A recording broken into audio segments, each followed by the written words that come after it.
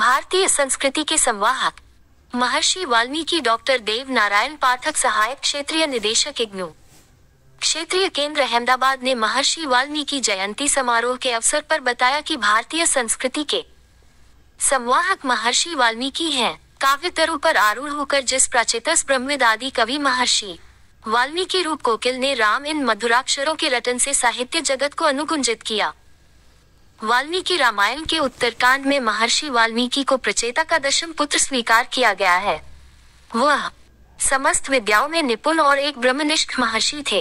कूजंतम राम रामेति मधुर मधुराक्षरम आरुह्य कविता शाखा वंदे वाल्मीकि कोकिलम यह पिबन सततम रामचरितामृतम सागरम अतृप्तस्तम मुनि वंदे। प्राचीन समकल्पशम वाल्मीकि कृत रामायण प्राचीन इतिहास और आख्यान को धनीभूत शिल्प में एक महाकाव्य में ढल जाने देती है। महर्षि वाल्मीकि की रामकथा भारतीय सभ्यता संस्कृति के समस्त पहलुओं में व्याप्त और प्रवाहमान रही है। अपनी सुदीर्घ इतिहास की अंतक कथा में भारतीय सभ्यता रामकथा के प्रकाश स्तंभ की भांति दिशा प्राप्त करती है। वाल्मीकि रामायण से लोक को रामादिवत प्रवर्तित्व न रावणादिवत की शिक्षा मिलती है। लौकिक संस्कृत में आदि काव्य महाकाव्य रामायण का प्रणयन सर्वप्रथम महर्षि वाल्मीकि के द्वारा ही संपन्न हुआ था। पौराणिक मान्यता के अनुसार रामकथा अनादि है क्योंकि इसका स्वरूप शिव भगवान के मानस में विराजमान है। वाल्मीकि रामायण में रामायण पाठ की महिमा सनत कुमार देवर्षि कुमार से पूछते हैं, रामायण केन प्रोक्तम सर्वधर्म फल प्रदम। इसके उत्तर में देवर्षि कहते हैं, शृणु रामायण विप्र यद वाल्मीकि मुखोद्गतम। इसके प्रत्युत्तर में देवर्षि उन्हें संक्षेप में संपूर्ण रामकथा सुना देते हैं। बालकांड के द्वितीय सर्ग में कहा गया है कि मां निषाद प्रतिष्ठत्वं गया शाश्वती समाह्यात क्रौंच मिथुनादेकम वधी काय मोहितम। इस प्रकार 24,000 श्लोकों में रामायण की संरचना हुई। उत्तरकांड की समस्त घटनाओं के वे स्वयं प्रत्यक्षदर्शी थे ही रामायण कालीन शिक्षा का प्रमुख सिद्धांत सच्चे अर्थों में किसी व्यक्ति का सभ्य सुशिक्षित एवं सुसंस्कृत होना उनकी शिक्षा दीक्षा पर उतना निर्भर नहीं करता जितना उसके जन्मगत स्वभाव तथा संस्कार पर। महर्षि वाल्मीकि ने इस बात की परिपुष्टि किया कि कर्म के अनुसार ही व्यक्ति सुख दुख हानि लाभ प्राप्त करता है। वाल्मीकि जी ने रामायण में उनके स्थानों पर दार्शनिक दृष्टांत तथा दार्शनिक चिंतन को उदाहरण द्वारा प्रस्तुत किया है।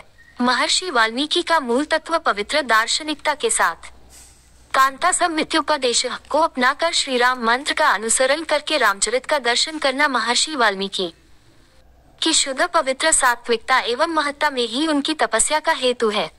रामायण काव्य का प्रारंभ ही तप से ही होता है। तपः स्वाध्याय निरत तपस्वी वाग विदावरम।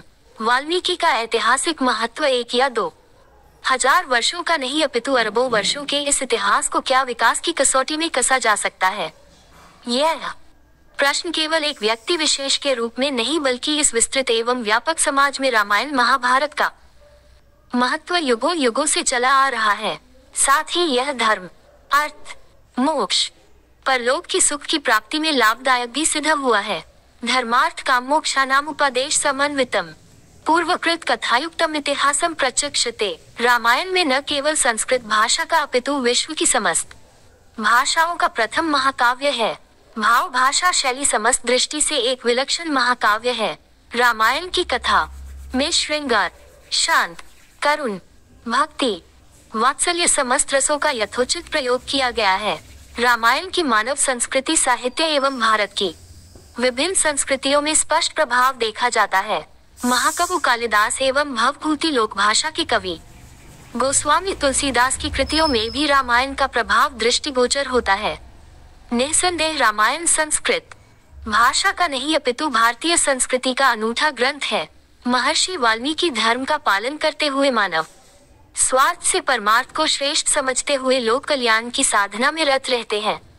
महर्षि वाल्मीकि जीवन का मूल्य कोश धर्म और सत्य है, जिसके खो जाने पर मनुष्य सर्वथा वृद्ध हो जाता है। हमें जीवन पर्यंत इसी की वृद्धि करनी चाहिए जो हमें देव की गोद में ले जाएगा। महर्षि वाल्मीकि ने रामकथा के माध्यम से आर्यों के संघर्ष व त्यागपूर्ण मर्यादित आचरण की परंपरा को व्यक्त किया। आर्यों के साथ साथ वानर संस्कृति राक्षस संस्कृति आज की परंपराओं का सविस्तार वर्णन प्राप्त होता है। वाल्मीकि ने आर्य संस्कृति के प्रतिनिधि के रूप में मर्यादा पुरुषोत्तम श्री राम का वर्ण किया। राम उच्च सामाजिक मर्यादाओं के पक्षधर है। वे अपने चरित्र के माध्यम से निजी स्वार्थ की अपेक्षा समाज कल्याण, न्याय व त्याग का दृश्य प्रस्तुत करते हैं। रामायण असत्य पर सत्य की विजय का प्रतीक है। वाल्मीकि रामायण सदैव शरणागत के लिए प्रेरित करता। श्री राम ऐसे धर्मात्मन है जो शरण में आए हुए को दीनता पूर्वक हाथ जोड़कर प्रार्थना करे, भले ही वह शत्रु ही क्यों न हो, उसे मारने के पक्षधर बिल्कुल नहीं है। धर्मज्ञ पुरुष को अपने प्राणों को देकर भी उसकी रक्षा करनी चाहिए। अर्थो वा यदि वा दीनः शरणगतः अरे प्राणान परित्यज्य रक्षितव्य कृतात्यन। रामायण हृदय को स्पर्श करने वाली, मस्तिष्क को शांत रखने वाली, आर्य जाति में गौरवपूर्ण उत्तरदायित्व की रक्षा करने वाली बात राम को ऐश्वर्य एवं माधुर्यात्मक चरित्र चित्रावली में ही है। वास्तव में महर्षि वाल्मीकि के इस ज्ञान विज्ञान भंडार पर हम भारतीय गर्व कर सकते हैं। भारतवर्ष देवभूमि है। इसी देश में सभी देव देवी परम तेजस्वी मुनियों की तपोभूमि है। वाल्मीकि द्वारा रचित रामायण भारतीय साहित्य में प्रतिपादित जीवन मूल्य ही व्यक्तित्व का सर्वांगीण विकास करके मानव की समस्याओं का समाधान करने में सक्षम है। हमारे प्राचीन उपनिषद बृहदारण्यकोपनिषद में कहा गया है, अस्तोमा सद्गमय तमसोमा ज्योतिर्गमय मृत्युमामृतगमय। इस प्रकार वाल्मीकि रामायण की कथा अपने विस्तृत स्वरूप में एक युगीन घटना मात्रा को वर्णित नहीं करता, वरन वह मानव सभ्यता, समाज और संस्कृतियों के द्वंद्व के साथ साथ नैतिक अनैतिक, सात्विक असात्विक, मानवीय वृत्तियों के द्वंद्व का भी आख्यान है। रामायण का घटनापरक अध्ययन भले ही मुख्यतः राम रावण के संघर्ष और इस संघर्ष के क्रम में आए सह पात्रों और चरित्रों का वर्णन मात्र केंद्रित हो, किंतु इस ग्रंथ का मनोवैज्ञानिक, आध्यात्मिक और पुरातात्विक विवेचन अपने उद्देश्यों से कहीं अधिक विस्तृत है।